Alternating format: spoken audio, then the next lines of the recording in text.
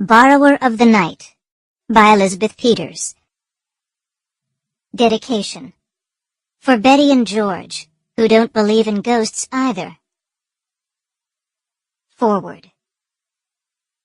As all lovers of Rothenburg will realize, I've had the temerity to add Schloss Drachenstein to the genuine attractions of the town.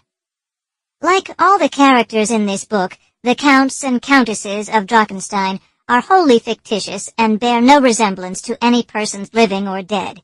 Equally fictitious, sad to say, is the legend of the Riemenschneider Shrine. Apart from this single aberration, the sculptor's life and works were as I have described them. Chapter 1.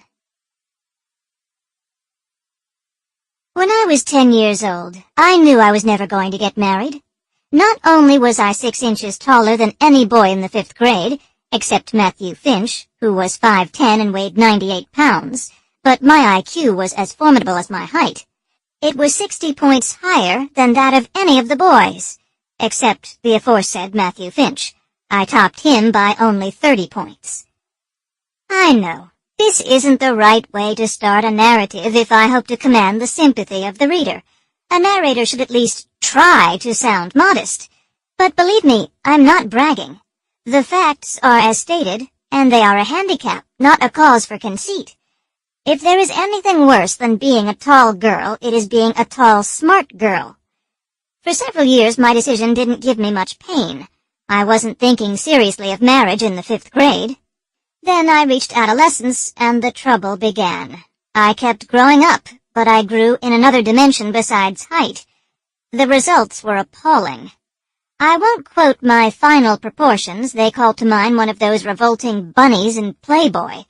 I dieted strenuously, but that only made matters worse. I got thin in all the right places, and I was still broad where, as the old classic says, a broad should be broad. Mind you, I am still not bragging. I am not beautiful. I admire people who are slender and fine-boned and aesthetic-looking.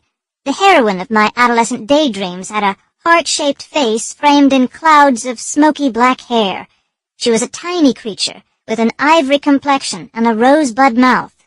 When she was enfolded in the hero's brawny arms, her head only reached as high as his heart. All my genes came from my father's Scandinavian ancestors, big blonde men with rosy cheeks and blazing blue eyes.